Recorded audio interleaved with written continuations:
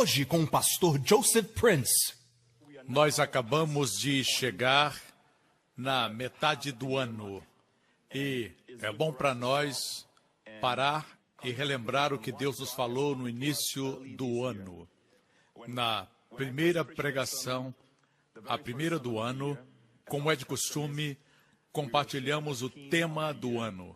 E mais de uma vez, Deus tem falado profeticamente através de vasos terrenos. Um fato a respeito de nós é que somos vasos terrenos. E existem todos os tipos de vasos, de todas as cores, mas somos todos vasos. Não somos a glória, não somos o poder, mas Deus colocou sua glória dentro de vasos de barro. O problema é que nós queremos ser o poder, queremos ser o tesouro, mas Deus diz que Ele colocou o seu tesouro dentro de nós. Assim Deus diz que você é barro, você sempre vai ser barro. Amém? Até que Jesus retorne e recebamos um novo corpo. Mas por agora, quando você ora, muitas vezes percebe que o homem exterior tem dúvidas. Não levante a mão. E ainda assim você ora em fé, mesmo tendo dúvidas na sua mente. É o vaso de barro que tem dúvidas. Mesmo assim o poder flui e as pessoas são curadas. Alguns dizem, quando você orar pelos enfermos, por favor, esteja naquela atmosfera onde não existe medo nem dúvida, antes de impor as mãos. Mas a verdade é que você sempre será vaso de barro. E o poder sempre virá de Deus. Quando acontecer o milagre, sempre se lembre que você pode ser perseguido. O vaso de barro é que sofrerá perseguição. Eu não gostei do que ele disse. Não foi justo. Você está sendo perseguido, talvez, de forma injusta, mas não está abandonado. Existe uma boia dentro. Você sabe aquela boia que existe no mar para advertir que existem rochas submersas? A boia sempre está flutuando, por mais que você tente afundá-la. Amém? Existe algo em você que quando o diabo e as circunstâncias vêm tentar afundar você, você sempre flutua no seu interior. Aí está o tesouro. Você tenta ser a pessoa mais miserável, tenta chorar o máximo para ficar deprimido, como você fazia antes de ser salvo, mas agora é diferente. Você tenta se deprimir, mas não consegue. Você tenta, mas não consegue. Você está triste, mas está alegre. Agora você está confuso. Você é derrubado, mas não é destruído. É uma tensão no nosso viver diário. Porque quando somos salvos, Deus coloca dentro de você o Espírito Santo, você tem a vida eterna de Deus. De certa forma, nós estamos continuando o nosso ensinamento último domingo. Você lembra, Jesus se assentou no Monte das Oliveiras e 4 dos seus discípulos, Pedro, Tiago, João e André, vieram a Jesus e fizeram 3 perguntas. Porque mais cedo Jesus e os seus discípulos passaram pelo templo, o templo que Herodes construíra, e falavam sobre a beleza das pedras. Jesus disse, vejam essas pedras, não ficará nenhuma pedra sobre outra. E era o ano 30 depois de Cristo, e no ano 70, o general Tito do Império Romano veio e conquistou Jerusalém. Jesus profetizou que Jerusalém estaria debaixo dos pés dos gentios, até que se cumprisse o tempo dos gentios. Assim, no ano 70, eles vieram e conquistaram Jerusalém, espalharam os judeus, os levaram cativos. Até aqui em Singapura nós temos judeus e por 2000 anos ficaram espalhados. E Jesus disse que Jerusalém estaria sob os pés de um povo não judeu, conquistadores não judeus, até que o tempo dos gentios se cumprisse. Na Guerra de 6 Dias, uma guerra que só pode ser comparada à história de Josué, no livro de Josué, Josué conquistou Jericó em 6 dias. No 7º já era deles. Foi uma guerra de 6 dias. E em 6 dias, Israel conquistou mais terra. do que havia conquistado anteriormente. Quando o inimigo atacava, ele pressionava e tomava mais território. É claro que com os tratados essa terra foi devolvida, mas a verdade é que o mundo ignorava o fato que a história divina estava sendo estabelecida, as palavras de Jesus estavam sendo cumpridas. Ainda assim, não podemos dizer que é o tempo dos gentios, porque Jerusalém, o monte do templo, ainda está sob o controle dos gentios, fora do controle do judeu. Algo que Israel permitiu, apesar de terem conquistaram Jerusalém, mas a parte oriental nunca foi deles, e pela primeira vez em 2000 anos, os judeus estão caminhando nessa parte de Jerusalém que o rei Davi fez sua capital. Esse pedacinho de terra ocupa o lugar maior nas notícias. Jesus, o Filho de Deus, morreu do lado de fora de Jerusalém. Deus escolheu essa cidade.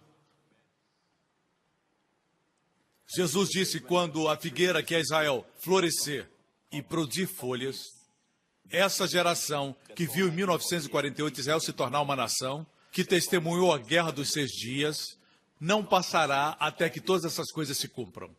E Jesus falava isso no Monte das Oliveiras. Imagine o Filho de Deus, o filho de um carpinteiro em forma humana, apresentando a história da Europa nos tempos do fim, chegando aos nossos dias. Ele falou dos sinais. Mas lembre-se que Mateus 24, Mateus 25, o discurso do Monte das Oliveiras, esse discurso não se refere à igreja. A igreja não vai estar lá. É sobre o povo judeu. Ele falava com os judeus. Amém? Com respeito a nós, está em João 14.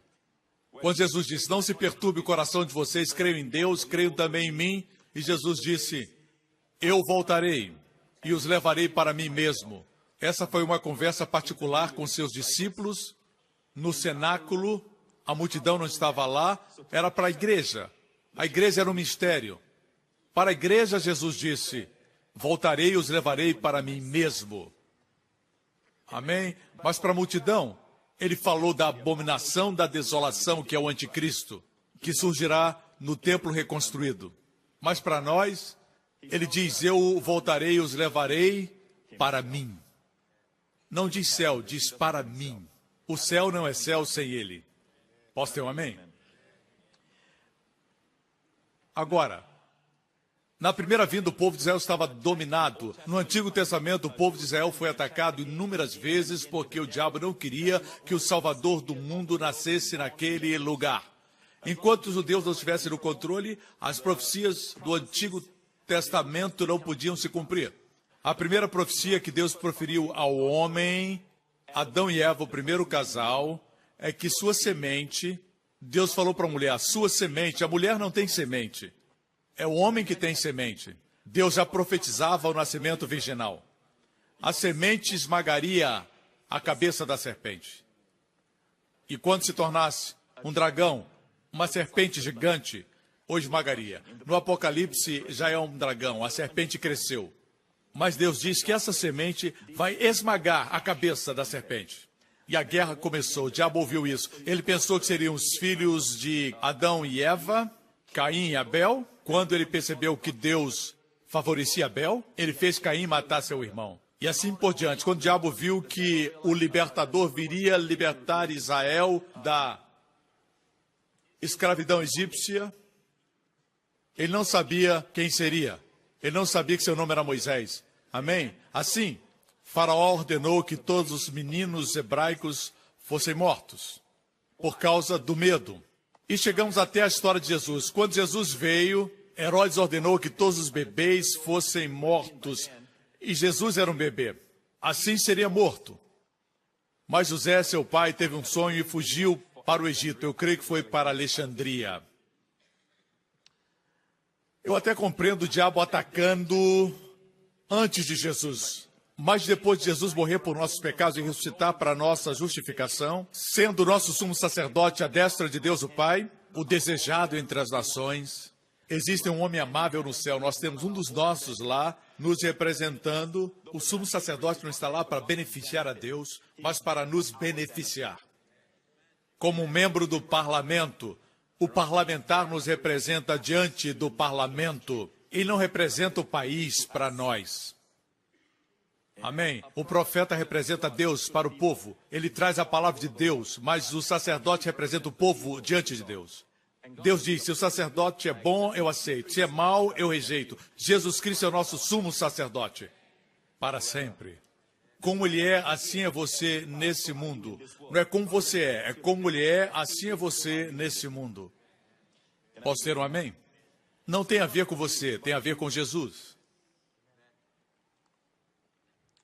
Porque mesmo depois de Jesus vir, o diabo ainda tenta destruir Jerusalém. Porque ele sabe que Jesus profetizou que ele voltará a Jerusalém para resgatar o povo judeu.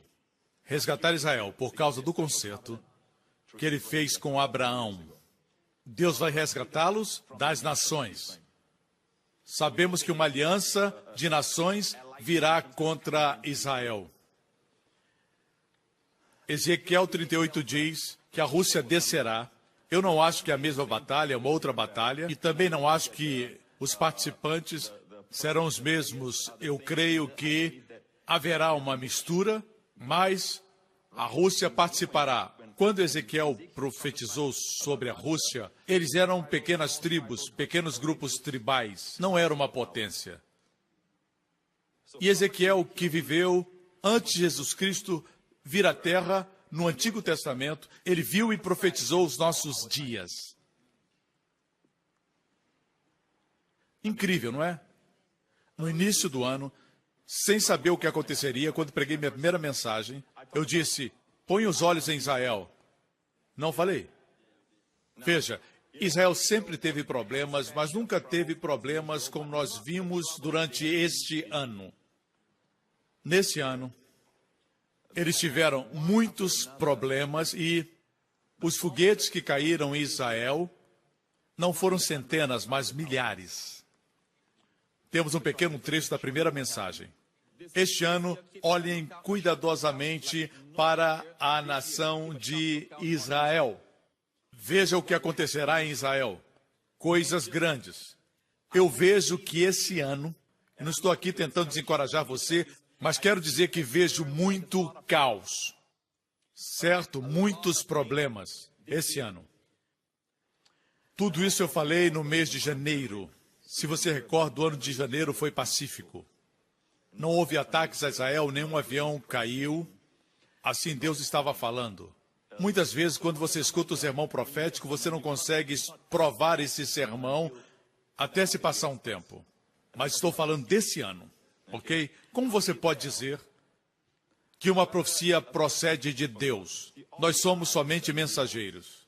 Você pode falar o que você quiser do meu ensinamento da graça, e muitos líderes, muitos pastores e outros ministérios que eu respeito se levantam contra a graça, mas confirmemos a autenticidade de um ministério quando fala antes de acontecer. Porque a Bíblia diz que o sinal de um profeta é que o que ele fala tem que acontecer. Agora, eu não me considero um profeta. Ok? Ok? Meu ministério não é um ministério profético, ok?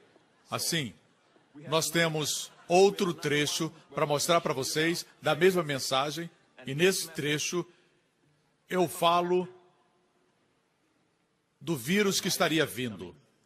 Tudo isso foi debaixo de oração. Eu sempre oro antes de pregar, eu não prego somente textualmente, mas proclamo os oráculos de Deus. É importante ser bíblico quando ensinamos, mas alguns são bíblicos, mas não ouvimos Deus falar.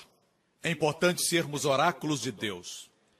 E mesmo quando orava, eu estava profetizando. Veja aqui.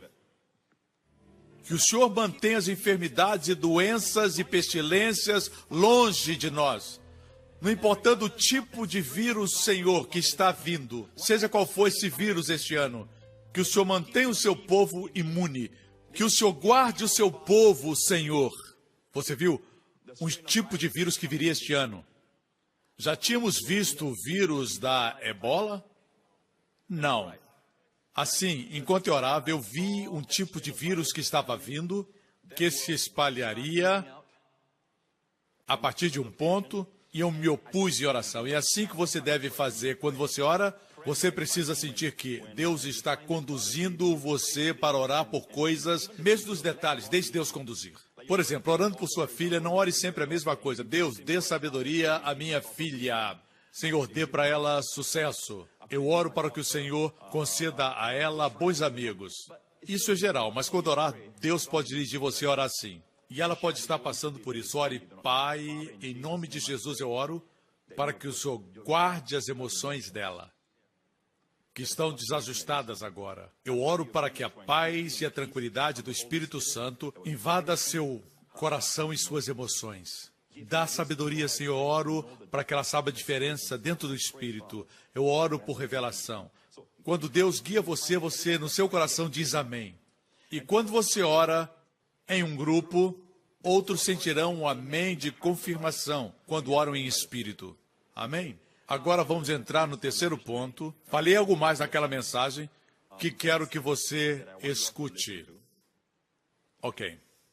Assim como os filhos de Isacar, devemos entender os tempos e as estações. O pior inimigo que você tem é o que você fez no ano passado, que deu certo. Ok? Não se conforme com o que deu certo, porque neste ano Deus vai trazer você para áreas que você ainda não está confortável. Quando digo não confortável, me refiro à sua carne. Mas Deus vai levar você para áreas onde você não se sente confortável, forte, talentoso. Deus vai levar você para que você veja o seu suprimento nessas áreas.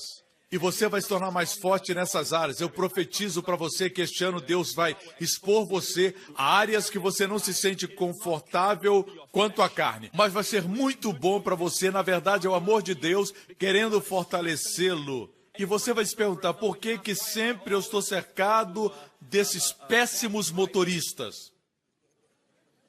Eu sempre encontro esses caras, não importa onde eu vou para um lugar e estão lá, eu vou para outro lugar e eles me encontram nesse outro lugar também. Sempre estou cercado desses péssimos motoristas. É muito simples, se sinta amado. Eu disse, sinta-se amado. Existem mãos que estão guiando você e olhos que estão vendo você. Ele está guiando você e não vai expô-lo a áreas que você está forte. Há situações onde você se sente naturalmente capacitado e diz, é muito fácil, eu tiro de letra, é como alguém que joga futebol de campo e vai jogar futsal. Só o campo que é menor. Deus não vai expor você para coisas onde você se sente forte. Esse ano Ele vai expor você a áreas que você não é confortável na carne. Mas creia-me, quando eu digo isso, quando olhar para trás, vai dizer foi a melhor coisa que aconteceu. Porque agora estará forte nessas áreas. Veja, a graça supre, mas se está sempre em áreas que você já é suprido, não abre espaço para um suprimento maior. E por conseguinte não existe crescimento. Entenda bem o que estou tentando dizer. Para alguns isso já começou, talvez ontem. Você pergunta, por que isso está acontecendo? Você é amado. Está amadurecendo, está crescendo. Deus está dando o crescimento. Assim, finalmente, quero dizer para você que não importa o que você esteja passando esse ano, você diz, pastor, eu já reivindiquei o Salmo 91 e nada aconteceu comigo ainda. Alguém mais jovem do que eu foi promovido, eu não entendo, eu já reivindiquei isso. Algo que você precisa entender é que nós não estamos aqui para usar a Deus. Estamos aqui para Deus nos usar. Amém. Alguém de conhecimento limitado não pode usar o onisciente. O Deus Todo-Poderoso deve ser aquele que está nos usando, porque Ele conhece o fim antes do começo. Apesar de algumas coisas não serem confortáveis para nós na carne, mas devemos fazer. É como o meu filho, ele não gosta de comer algumas coisas, mas eu sei que é bom para ele. Eu tenho a gravação de um vídeo, quando ele tinha um pouco mais de 1 ano, e estava comendo seu primeiro sorvete, só provando. E ele fez uma cara, queria que você visse 10 anos depois, certo? Assim, A primeira vez que fomos expostos a coisas que agora nós gostamos, não gostávamos, não era confortável na carne. Os prisioneiros de guerra durante a Segunda Guerra Mundial, eu assisti documentários. Na ilha de Okinawa, eles se esconderam nas cavernas por muito tempo e escutaram relatórios ruins a respeito dos americanos. Escutaram que eles os matariam, mas os americanos chegaram com muita compaixão, com comida para eles, com água para que eles bebessem, mas tinham escutado mentiras. Posteriormente, saíram da caverna mulheres e também crianças. Estavam dentro da caverna por muitos meses já. No momento que viram o sol, eles retornaram para a familiaridade da caverna. Muitos dizem, eu sou um livre pensador. Na verdade, você é o pensador escuro. Seu pensamento é negro, você nem imagina. Jesus disse, se o Filho vos libertar, verdadeiramente serão livres. Verdadeira liberdade é quando você encontra Jesus. Amém. Ele é aquele que emancipa você completamente. Mas podemos ficar confortáveis na nossa escravidão. Diga para o irmão, você é confortável na sua escravidão? Deixe-me dizer para vocês algo sobre a escravidão. A resistência do homem é incrível. O ser humano pode estar em escravidão, certo? Ele pode se adaptar, fazer muitas coisas, exceto clamar por Deus. Nós podemos fazer muitas coisas, coisas incríveis. Podemos correr como uma galinha que teve o pescoço cortado. Você já viu uma cabeça de galinha caída num lado e o corpo da galinha correndo para o outro lado? Eu vi quando era criança, quando crescia na Malásia. Eu nasci em Singapura, sou cidadão de Singapura. Mas graças a Deus pela Malásia, é o país da minha infância. E certa vez eu vi o meu vizinho degolar uma galinha. Eu fiquei fascinado. Eu via a cabeça de um lado e a pobre galinha correndo e batendo as asas. Eu vi que as galinhas são muito burrinhas, nem percebem que estão mortas. Batendo as asas sem cabeça. Eu tive vontade de dizer, morra. Por favor, você está sofrendo, morre. Pobre galinha, não recebeu a revelação de que estava morta. Mostra que a revelação verdadeira não veio da cabeça. Depois de um tempo, o coração disse, você morreu, e ela caiu, certo? Mas o inimigo quer que, uma vez estando em trevas, você se familiarize com as trevas, você goste de estar em trevas, ele quer que você encontre o caminho nas trevas e se adapte a trevas. Ele diz, seu mundo é enorme dentro da caverna, mas não é. A propósito, todo pecado, mesmo adultério, faz o seu mundo menor. Você tem que planejar antes de sair, tem que planejar para sair para a balada, tudo tem que ser bem planejado, seu mundo se torna pequeno.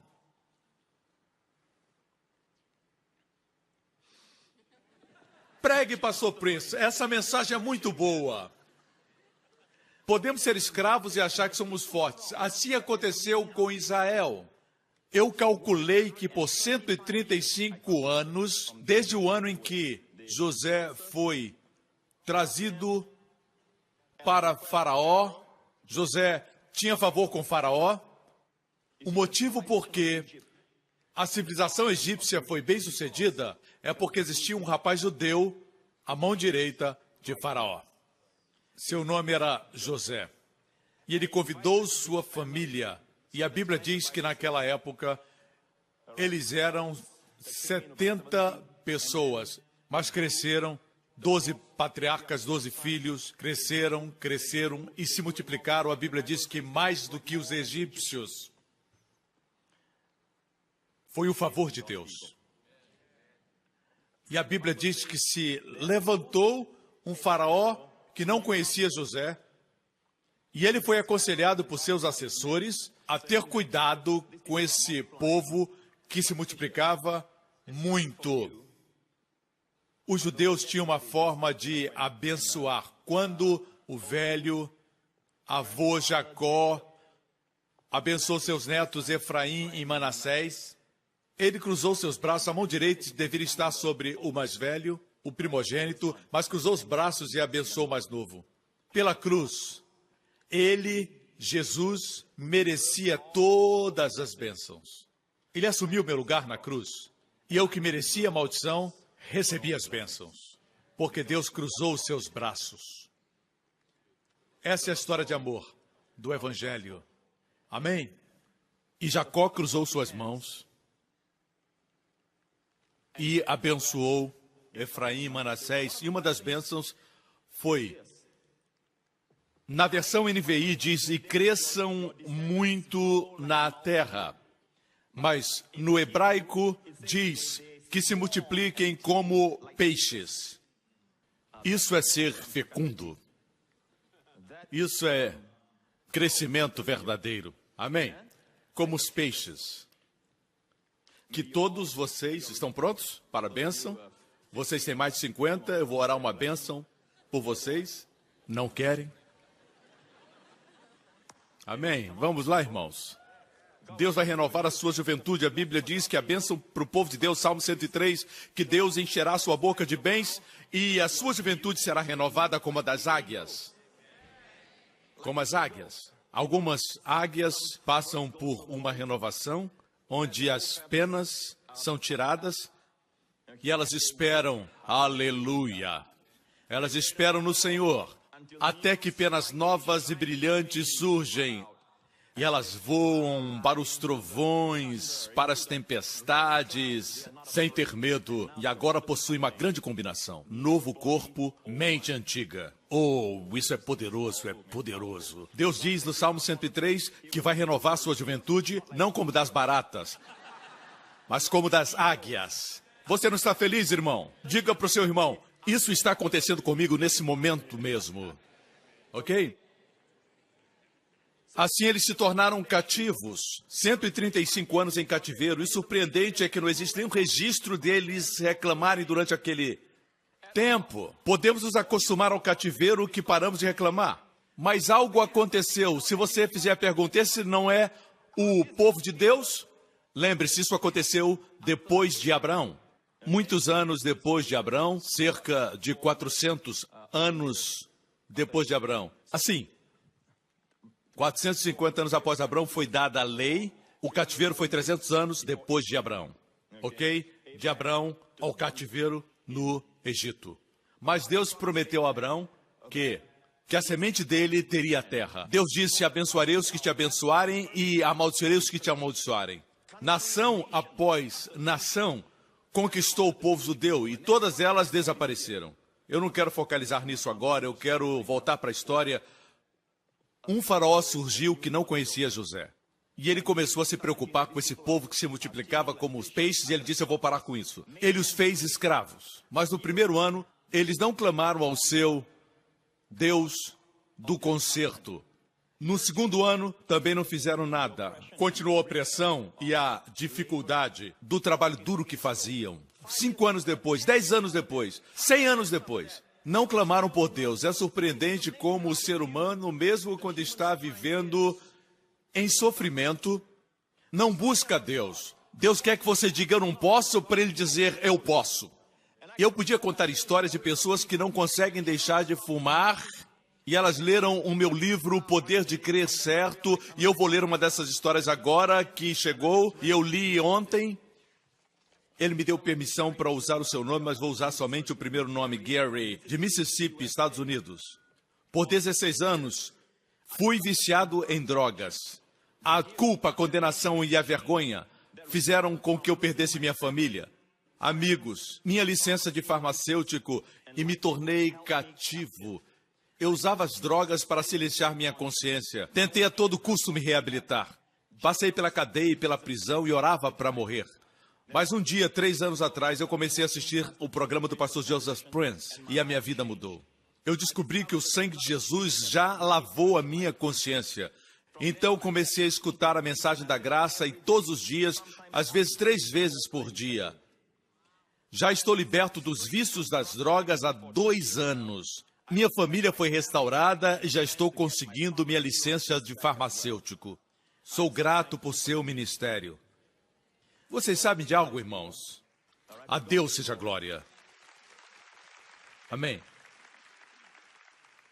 É incrível como o homem pode ser tão duro, mesmo em extrema dor e dificuldade, e ainda se recusa a clamar por Deus.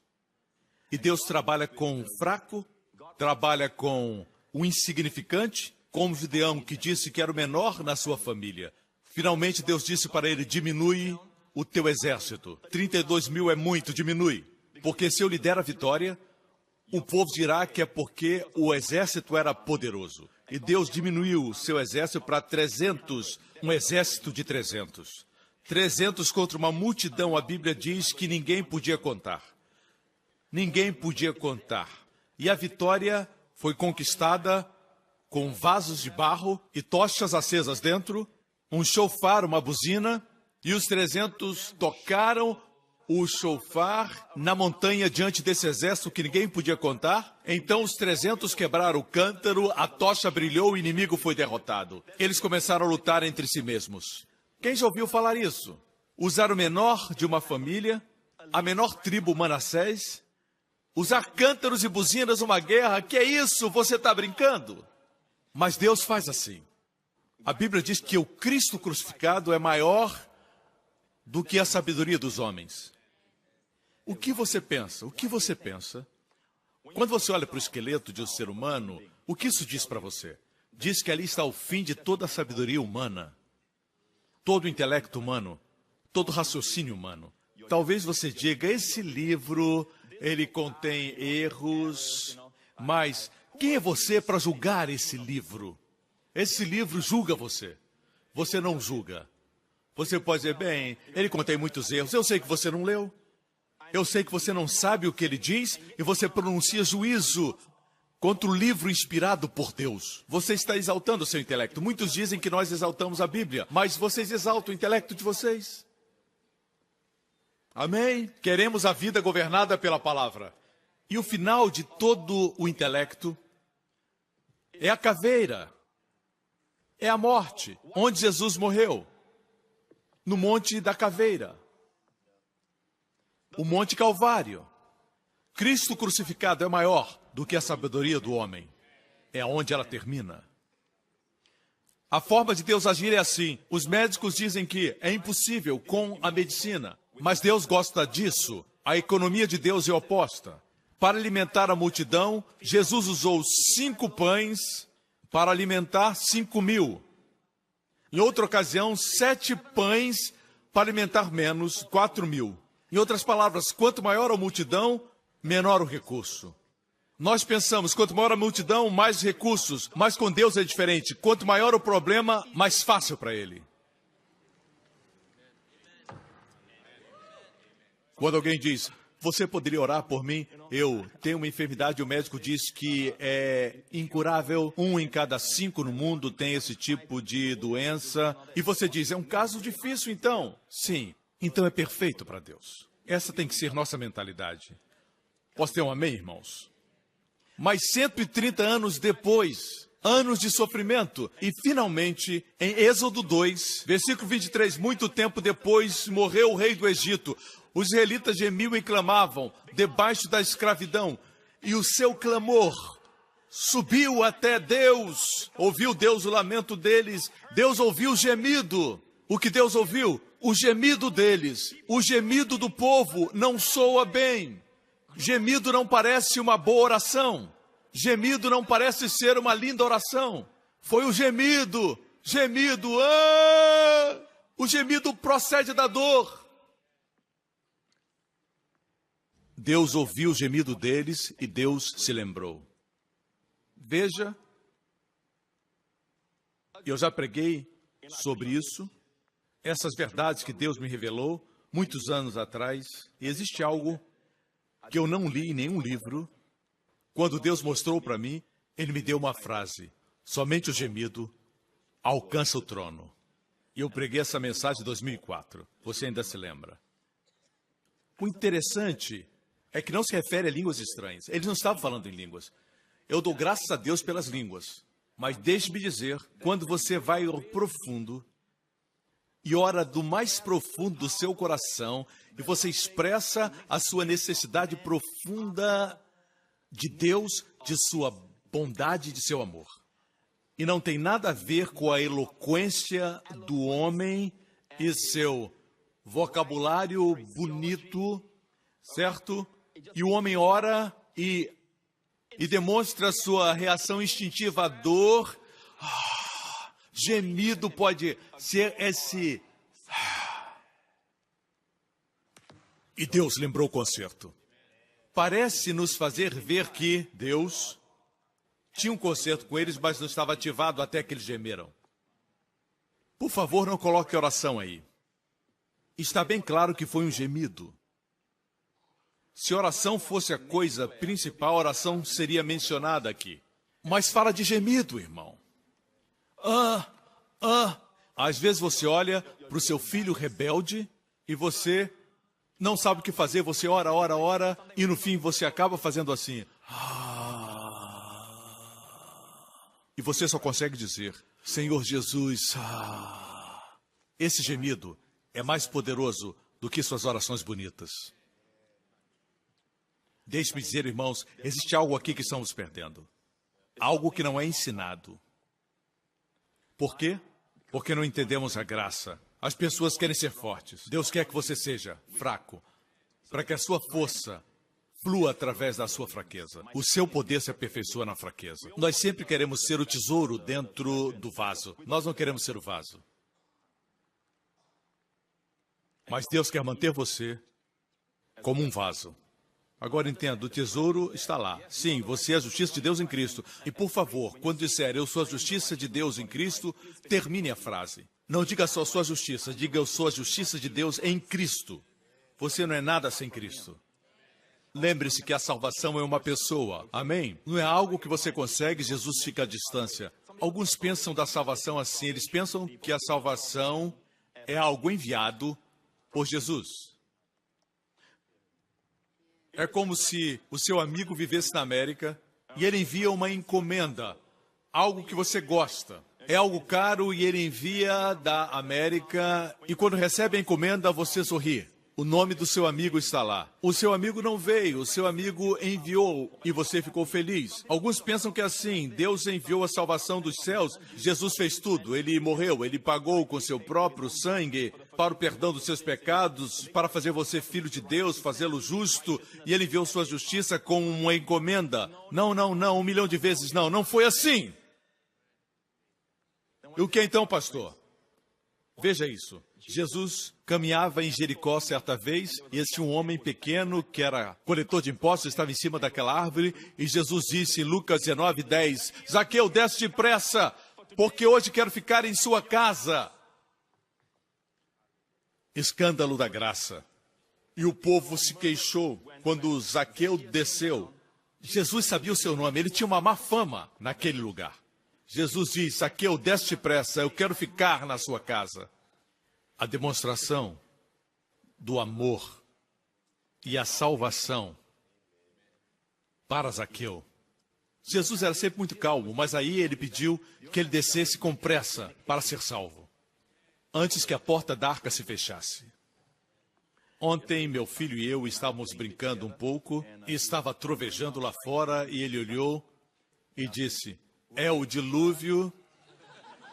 Eu disse, sim, mas nós estamos... E ele disse, seguros na arca.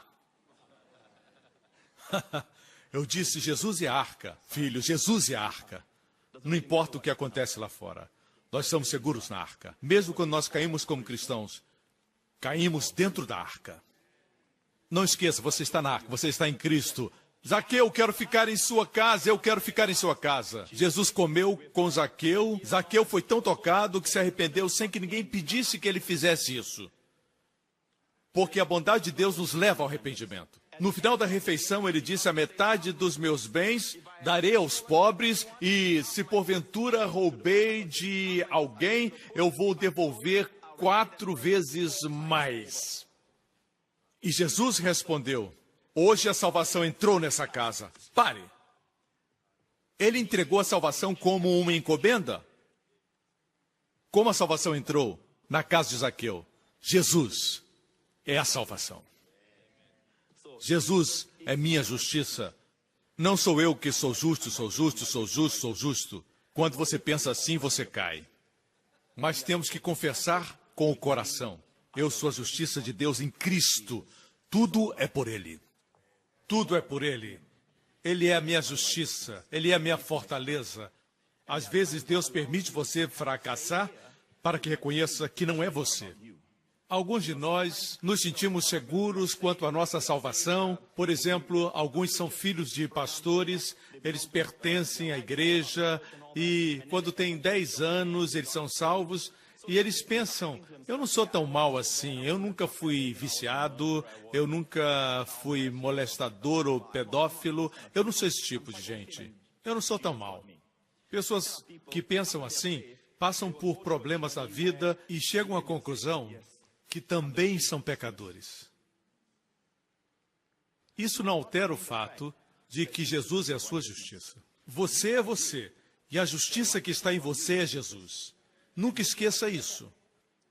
Assim como você afirma que a justiça, a ênfase tem que ser em Jesus. Às vezes a gente declara, eu posso todas as coisas em Cristo que me fortalece, sem colocar ênfase em Jesus. Mas quem já recebeu a revelação diz, eu posso todas as coisas em Cristo que me fortalece. Deus ama a fraqueza porque sua graça se aperfeiçoa na fraqueza. Deus ama isso, não tente ajustar a sua fraqueza.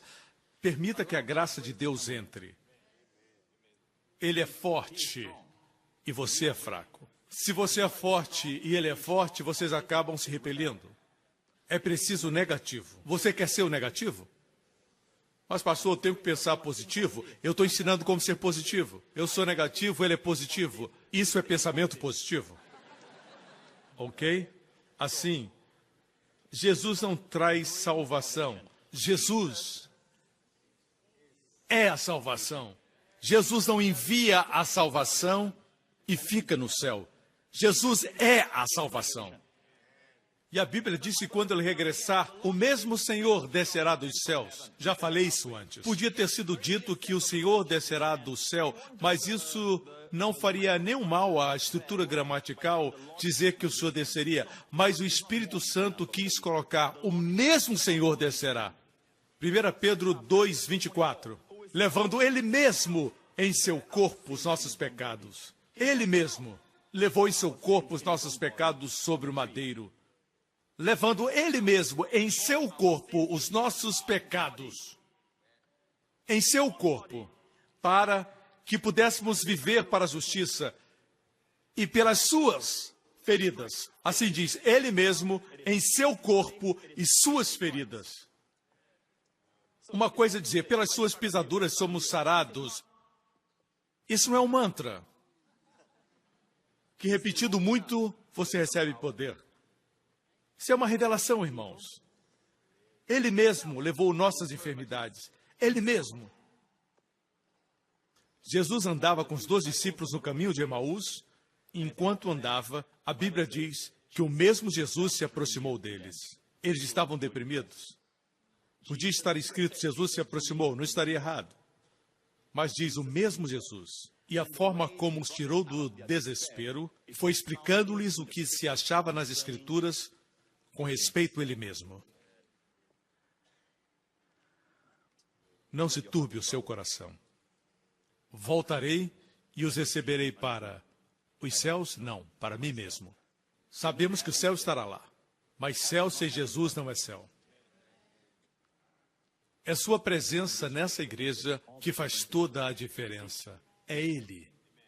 Você entende isso? Marcos 3,14 diz, e nomeou 12 discípulos, para que estivessem com ele e para que os enviasse a pregar. Veja, para que estivessem com ele. Nós sempre pensamos que Deus ungiu os seus discípulos para saírem e pregarem. Eu sempre ouvi isso.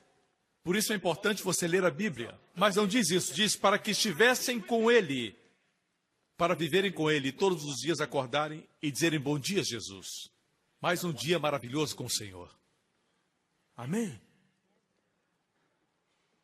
Para que estivesse com ele. É a primeira razão por que nomeou os seus discípulos. Outra versão diz, e para os enviar a pregar. A palavra para aqui é riná. Riná em grego quer dizer para. para estarem com ele e para os enviar a pregar e para que tivesse o poder de curar enfermidades e expulsar os demônios. Estar com ele lhes daria poder para pregar o evangelho, curar e expulsar demônios. Aleluia! Não esqueça, quando você gosta de estar com ele, você nem percebe quão séria é a sua doença, você vai pensar na grandeza dele. Amém? Vamos voltar. Êxodo 2. E ouviu Deus o seu gemido, e lembrou-se Deus da sua aliança com Abraão, com Isaque e com Jacó. Parece que o gemido ativou o concerto. Com o gemido você alcança o trono. Às vezes nós pensamos, eu preciso encontrar um lugar para orar, eu preciso orar com força por esse problema. Se você sente a dor, se o seu coração sofre, gema, Senhor Deus. É só gemer, irmão. Vai liberar você do estresse, vai tirar você da depressão. Mas isso não é o mais importante. O mais importante é que lê cuidadosamente. Parece que Deus se lembrou do concerto quando eles gemeram. Você nunca ouviu isso. Não deixe que novas coisas façam você levantar a guarda e ficar só com o que é familiar. Talvez a falta de resultados em outras áreas seja porque você não aceita essa nova verdade.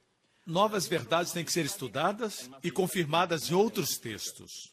Ok? Assim, vamos para Êxodo 6. Deus está falando com Moisés e diz: e também tenho ouvido o gemido dos filhos de Israel. Voltemos ao capítulo 2. Eu esqueci de mostrar algo para vocês. E ouviu Deus o seu gemido e lembrou-se, versículo 25... E viu Deus os filhos de Israel e atentou para a sua condição. Uma outra versão diz, e reconheceu-os. Em outras palavras, eles gemeram, e Deus se lembrou da aliança com Abraão, Isaque e Jacó. Deus olhou para eles e atentou para a sua condição. Deus não despreza o seu gemido. Eu conheço pessoas que dizem, existem crentes que só vivem gemendo e lamentando. O que querem dizer é que crentes gostam de reclamar. Mas não use o gemido para reclamar, porque é uma poderosa oração quando procede do seu coração. Reclamar e murmurar não ajudam você. Voltemos a Êxodo 6. Diz a Bíblia, também tenho ouvido o gemido dos filhos de Israel, os quais os egípcios fazem servir, e lembrei-me da minha aliança. Portanto, diz aos filhos de Israel, eu sou o Senhor. 7 coisas acontecerão, 7 promessas de Deus. A primeira, e vos tirarei das cargas dos egípcios, e vos livrarei da servidão, e vos resgatarei com braço estendido e com grandes juízos, e vos tomarei por meu povo, e serei vosso Deus, e sabereis que eu vos tiro de debaixo das cargas dos egípcios, e vos levarei à terra, acerca da qual levantei minha mão, jurando que daria a Abraão, Isaque e Jacó, e vou-la darei por herança. Essa foi a 7ª. Tudo por causa de um gemido. É poderoso, até um suspiro. Até um suspiro. Nós pensamos que temos que orar assim, ô calabarabará, ô carabalabará. Estamos usando o poder, mas é o seu poder. É o seu vaso terreno fazendo barulho. Tom, bom, bom, bom, bom, bom, bom. Tongale, tonga, tongale, tonga. Alguns se fazem de fortes, são tão fortes e silenciosos. Não gemem. Não importa a dor que estejam experimentando, eles não derramam uma lágrima. Deus não pode usar alguém assim, você sabe por quê? Porque você está fingindo ser um vaso de fortaleza. Quando você é um vaso de barro, você tem que chorar, você tem que gemer, você tem que lamentar. Deus não vai desonrar você, Ele ama isso. Quando você é você mesmo. Sempre reconheça que o poder se aperfeiçoa na fraqueza. Deus quer que você expresse seu coração. É por isso que as mulheres vivem mais do que os homens. Dizem as estatísticas. Qualquer coisa que sentem, elas falam. Os homens, quando sentem, eles... Alguns têm geme, nem fazem... Eles guardam tudo. Isso não é bom, irmãos. Podemos falar sobre as vantagens psicológicas de liberar o estresse. Aqui não está falando a respeito disso. Está falando a respeito de conexão com Deus. Você me escuta? Agora veja Jesus. Ele viu um homem que era surdo. Tinha um problema na fala. Olhe para isso. Marcos 7, Jesus orou por ele. E levantando os olhos ao céu, suspirou. Você sabe como ele fez isso? Ele olhou para o céu. Ele suspirou não por alegria, e sim por tristeza. Somente o amor se identifica com o sofrimento do próximo. Ele suspirou. Raramente vejo alguém orando pelo enfermo e suspirando. Jesus fez isso. O amor age assim, você sabia? O amor se importa com a dor. O amor assume o sofrimento de alguém a ponto de até mesmo sentir a dor.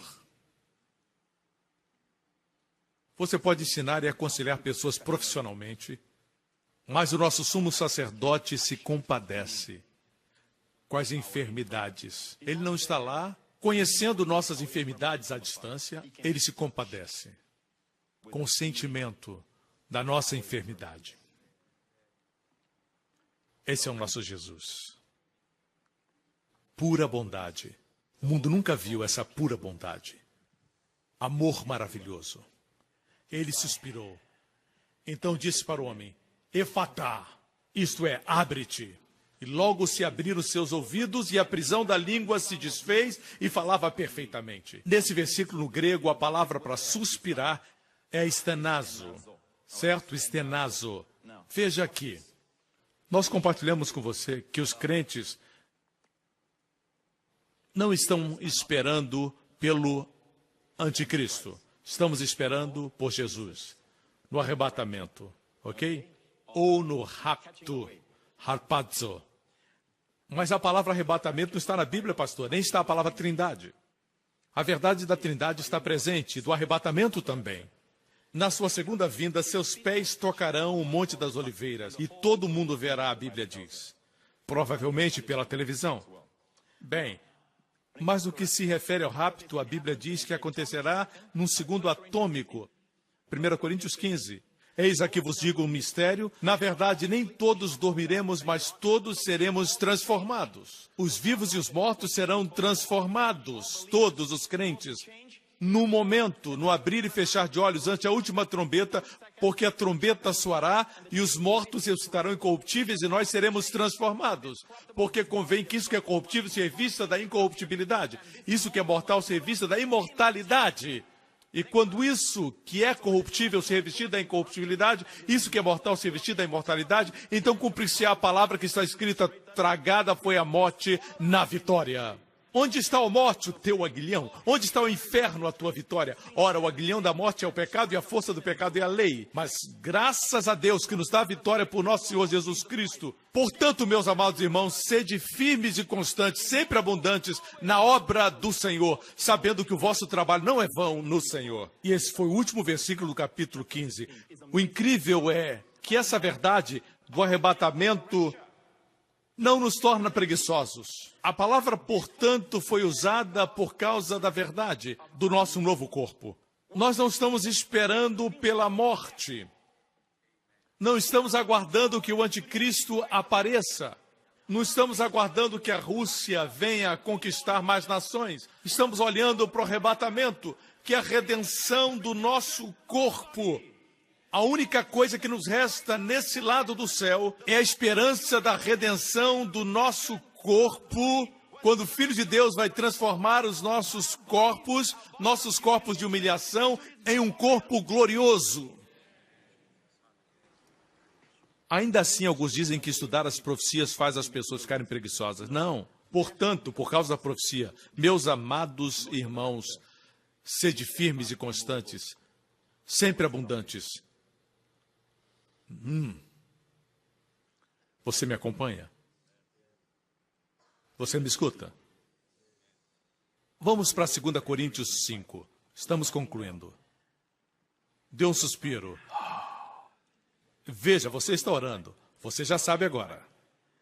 Seu marido vem a você e diz, querida, eu acabei de investir no mercado financeiro e você... Isso é uma oração. Vocês estão rindo, isso parece divertido para nós, mas se você está consciente do Senhor e você... Existe muito nesse suspiro, muito nesse gemido. É uma oração. Vem do coração. Suas orações podem ser eloquentes, mas eu duvido que sejam tão profundas. A oração mais profunda é orar no Espírito. Mas aqui não é só orar no Espírito, é mais profundo ainda. Fala de gemido, 2 Coríntios 5. Porque sabemos, escreve Paulo, que se a nossa casa terrestre... Qual é a nossa casa terrestre? É o nosso corpo. A Bíblia chama tabernáculo. O verdadeiro você mora nesse tabernáculo. O meu corpo, se o meu coração parar de bater agora, o que não vai acontecer em nome de Jesus, glória a Deus, aleluia, obrigado, Senhor. Se os meus batimentos cardíacos diminuírem e pararem, meu corpo vai cair. E o verdadeiro Joseph Prince vai sair. E porque sou redimido pelo sangue de Jesus, o pecado não é mais um problema, me separando do meu maravilhoso Pai.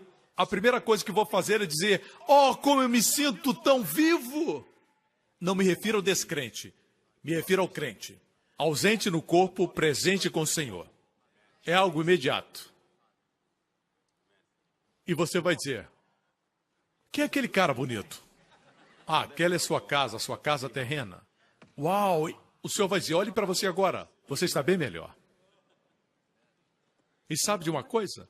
Você não estará vestido, esperando o seu novo corpo. Aqueles que morrem hoje estão com Jesus, mas não estão vestidos. O plano perfeito de Deus é que, como Jesus, teremos um corpo real, mas Jesus, no seu corpo ressurreto, transcendia o tempo e o espaço. Ele apareceu num quarto fechado, diante dos seus discípulos. É por isso que o Senhor transformará o nosso corpo num segundo atômico, por isso no arrebatamento ninguém nos vai ver subir. Você poderá estar neste prédio, você não vai precisar dizer, ei Senhor, espera um pouquinho, eu vou pegar o elevador, espere por mim. Não, você não vai precisar disso, Ele vai transformar você num segundo. O seu corpo será físico, contudo glorioso, celestial e eterno, e transcenderá tudo terreno, transcenderá a matéria. Se o arrebatamento acontecer agora, e para o arrebatamento não resta nenhum sinal para se cumprir, ele é iminente. Pode acontecer a qualquer momento. Nós somos a geração que viu Israel voltar para sua terra em 1948. Jesus disse que essa geração não passará antes de Jesus voltar. Lembre-se que a segunda vinda não é o arrebatamento. Na segunda vinda, ele voltará para Israel e seus pés tocarão no Monte das Oliveiras. No arrebatamento, nos encontraremos nos ares. Seremos transformados, bang, vamos desaparecer. O diabo já preparou o mundo para esse desaparecimento. Vão dizer que foram os extraterrestres. Já tem até filmes retratando isso.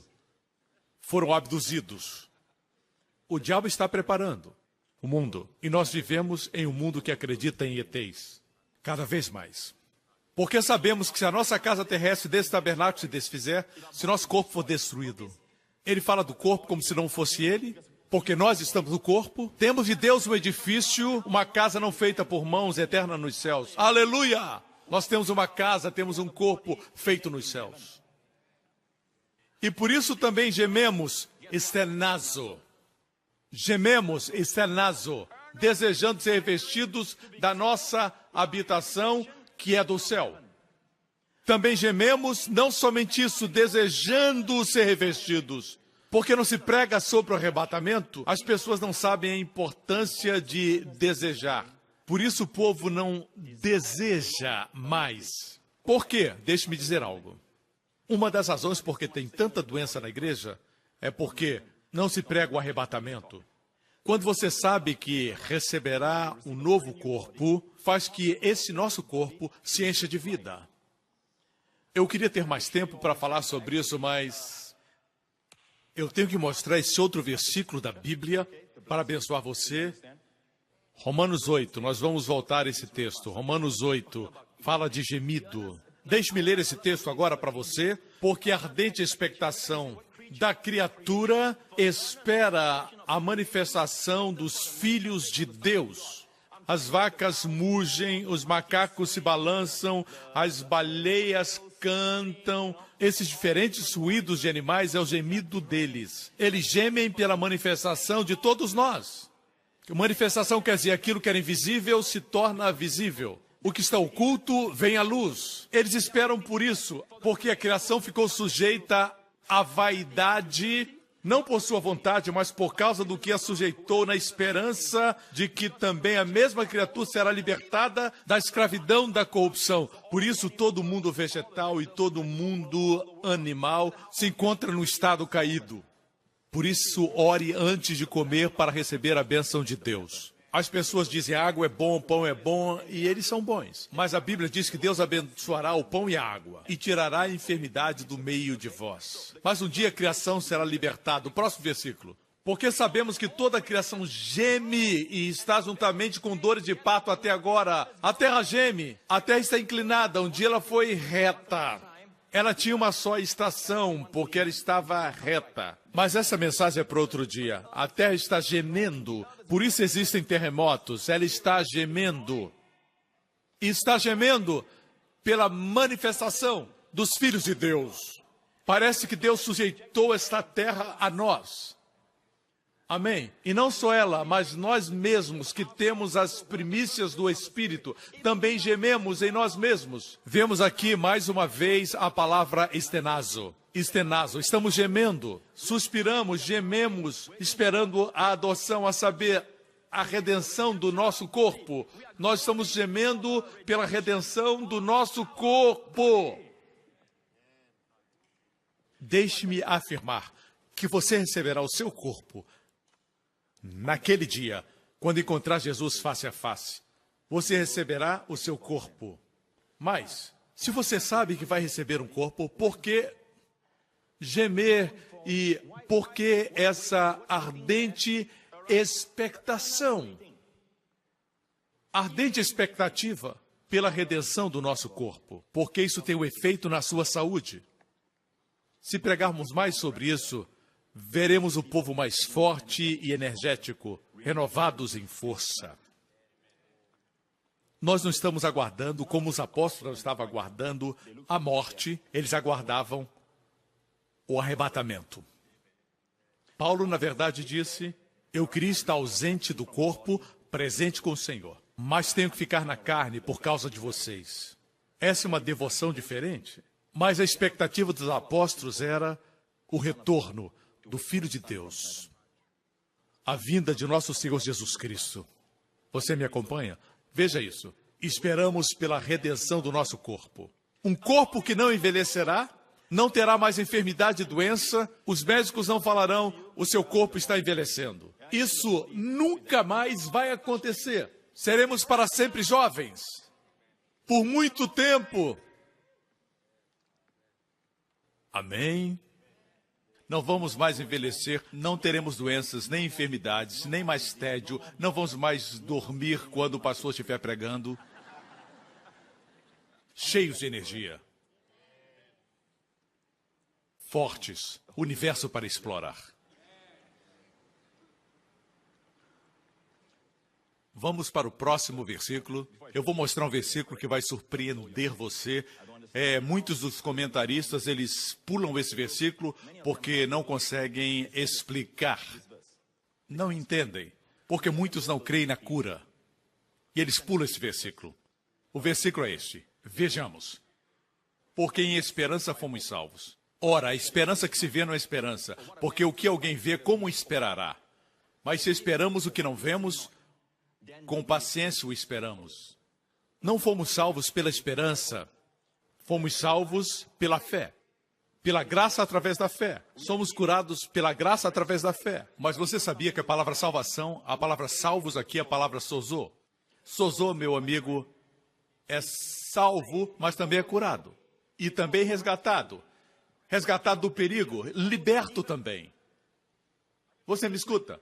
Muitos pensam que fomos salvos do inferno, mas salvação também é cura. Na verdade, a mulher que tinha um fluxo de sangue, Jesus disse para ela, a sua fé lhe curou. No grego, a palavra é sozo. Por isso eu digo que a palavra salvo também significa curado. Você entendeu? não fala somente da salvação, da eterna condenação. Nós somos curados por essa esperança, que teremos um novo corpo. Somos curados. Por falta de ensinamento sobre a segunda vida, muitas pessoas dizem que profecia é uma coisa difícil para ensinar, mas 1/4 da Bíblia é profecia. Amém? Se firme na palavra, sem exageros. Quanto mais falamos sobre profecia, mais recebemos cura. Se Cristo tardar, você viverá saudável. Você me escuta? Próximo versículo, verso 26. E da mesma maneira também o Espírito ajuda as nossas fraquezas, porque não sabemos o que havemos de pedir. Essa palavra no grego é usada 24 vezes no Novo Testamento, 50% das vezes que é usada ou mais, fala de doença física, enfermidade física. E mesmo quando não se refere à doença física, mas mental, ainda assim eu vejo como uma enfermidade. Assim, quando diz que Jesus levou nossas fraquezas ou doenças, essa é a palavra usada no grego. Note que o Espírito Santo ajuda nas nossas fraquezas, nossas enfermidades, porque não sabemos o que havemos de pedir como convém, mas o Espírito intercede por nós com o quê? Muitas vezes ensinamos isso, não está errado falar assim, nós afirmamos serem as línguas. Não está errado. Falar em línguas é muito importante, mas o ensinamento mais claro nas Escrituras é este, que o Espírito intercede nas nossas fraquezas com gemidos.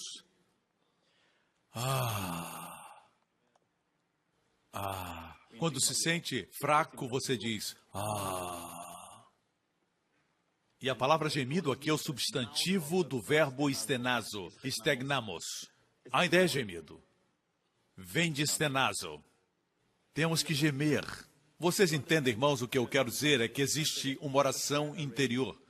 Mas você prefere ir para a sua sala de oração e passar momentos especiais fazendo sua oração eloquente? E você faz tudo, exceto gemer. Quando você geme, você está no limite. Somente um pode ajudá-lo. O gemido faz Deus lembrar do concerto. Agora é um novo concerto. Amém? Vamos concluir com 2 Coríntios 5. Verso 2. E por isso também gememos, desejando ser revestidos da nossa habitação, que é do céu. O que Paulo está dizendo é, eu tenho desejo que esse meu corpo de humilhação seja revestido pelo corpo celestial. Um corpo que para sempre será saudável, nunca envelhecerá, nem morrerá, como o corpo do Cristo ressurreto. Como eu desejo esse corpo? Você deseja esse corpo? Enquanto você espera, isso afeta a sua saúde. Se todavia, estando vestidos, não formos achados nus.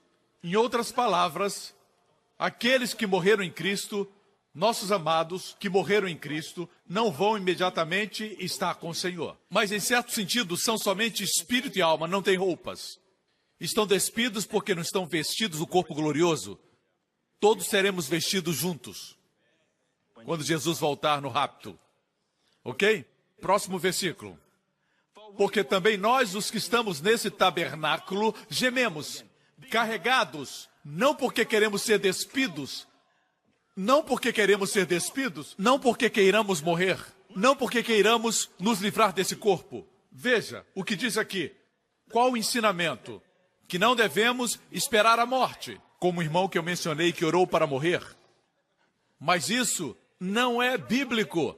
Paulo diz assim, não porque queremos ser despidos, quer dizer, deixar nosso corpo natural, mas revestidos do corpo glorioso, para que o mortal seja absorvido pela vida. Ora, quem para isso mesmo nos preparou foi Deus, o qual nos deu também o penhor do Espírito. E a palavra penhor é uma garantia de que o pagamento será efetuado. Quando isso acontecer, você terá um novo corpo, um corpo eterno. Você me acompanha? Uma passagem mais. Vamos concluir falando de Jesus. Seu melhor amigo havia morrido. Melhor, um dos seus grandes amigos, Lázaro. Alguém veio a Jesus e disse: aquele que tu amas está doente. Não o que o amava, mas a quem ele amava. Jesus aguardou 2 dias mais. E finalmente Jesus foi.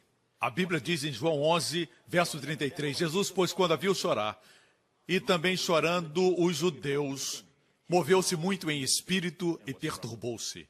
Aqui temos uma outra palavra no grego, embrimaiomai, que também é gemido. É um forte gemido. Ele gemeu no espírito. Veja, eu penso que o Salvador pensava: a morte não é natural. Quando eu e você vamos a um funeral, vamos pelos vivos e não pelo morto. Porque ali está um tabernáculo. A pessoa está com o Senhor. Se não for salvo, estará em outro lugar. Mas a verdade é, ninguém gosta de funerais, nem da morte. Ninguém. E por quê? Porque Deus nos fez para a vida. Dentro de nós sabemos que não deveríamos morrer. O próprio Deus odeia a morte. O último inimigo a ser colocado debaixo dos pés de Jesus é a morte. Deus nunca quis que o homem morresse. Deus disse para Adão: não coma da árvore, o dia em que comer, você morrerá. No hebraico, morrendo espiritualmente, morrerá. Morrendo, morrerá. Primeiro espiritualmente, depois fisicamente. Deus odeia a morte. A morte é o salário do pecado. Mas o dom de Deus é a vida eterna, por Jesus Cristo nosso Senhor. Igreja, Jesus gemeu no Espírito, e eu creio que é porque ele se lembrou que ele não fez o homem para isso. Tudo foi feito por ele, por Cristo. E sem ele nada do que foi feito se fez. Ele fez o homem para viver para sempre. Ele não fez o homem para morrer. Mas o homem pecou contra Deus. Deus lhe deu livre-arbítrio. Isso significa livre escolha. E ninguém pode manipular isso. O homem escolheu o pecado, o homem escolheu a morte. Ele se lembrou, e a Bíblia diz que ele moveu-se, perturbou-se.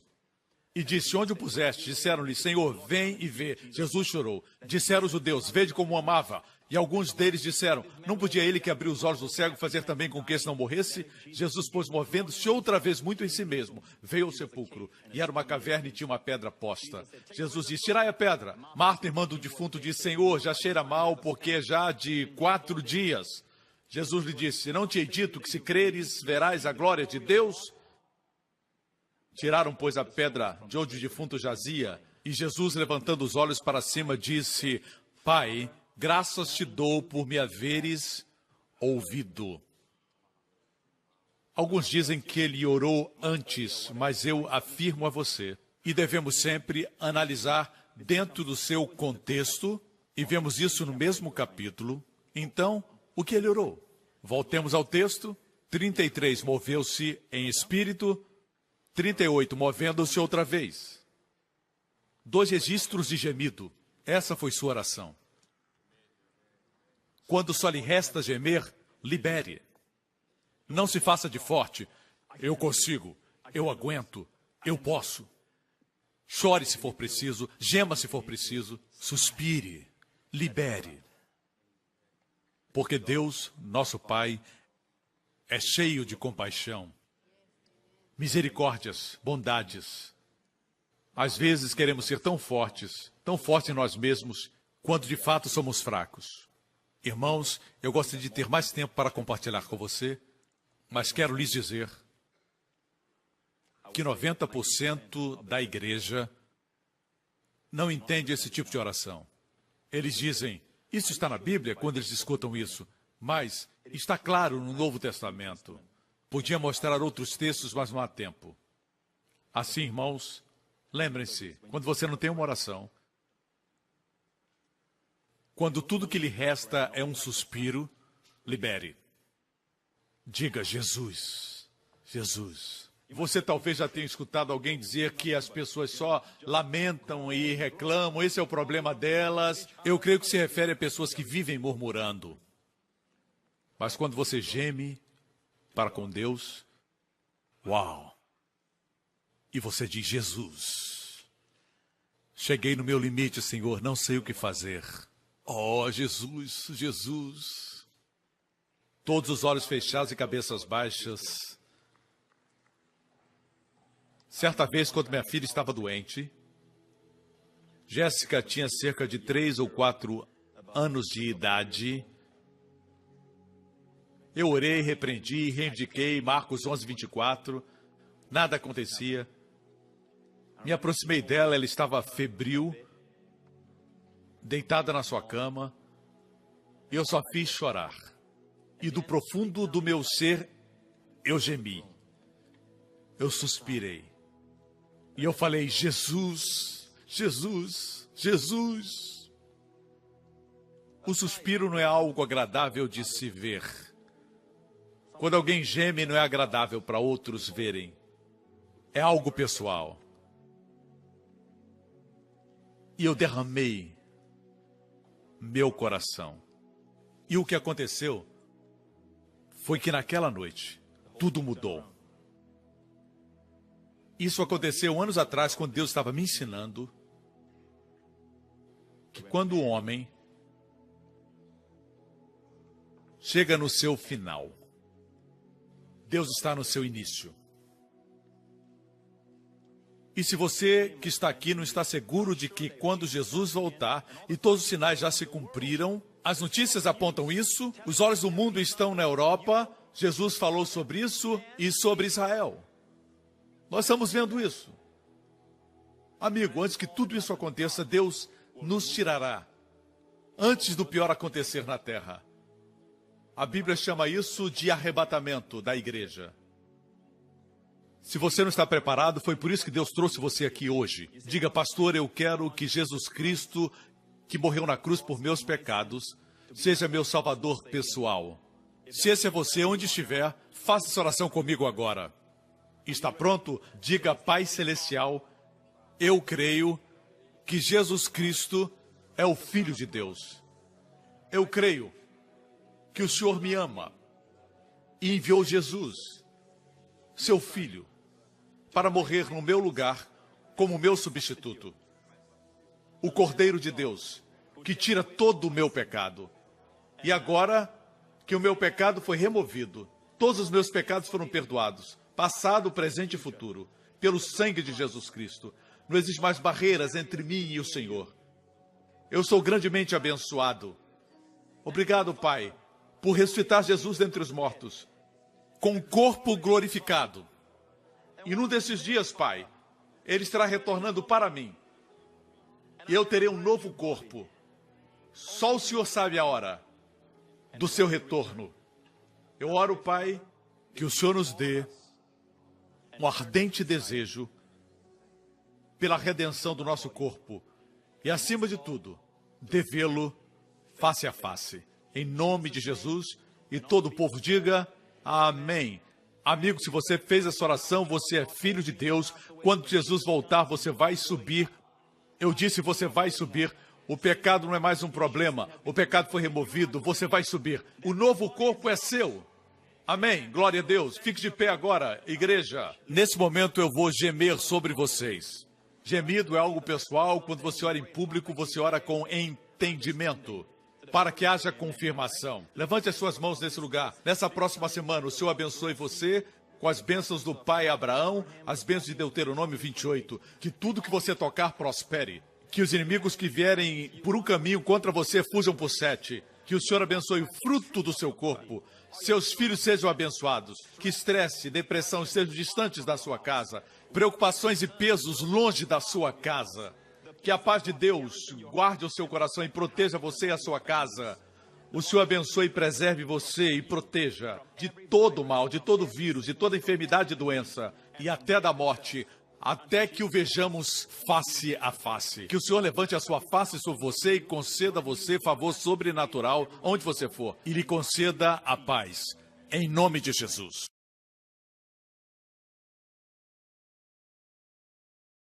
Obrigado por sintonizar no programa de hoje. Esperamos que tenha sido uma bênção para a sua vida. Para mais informações sobre o programa da Igreja New Creation, acesse o site ncctv.org.sg. Lá você poderá se inscrever para receber um devocional diário do pastor Joseph Prince. Seja incentivado e fortalecido todos os dias e saiba o quanto Deus lhe ama através desses devocionais. Acreditamos que seu dízimo pertence à igreja que você frequenta e oramos para que você seja grandemente abençoado, altamente favorecido e profundamente amado.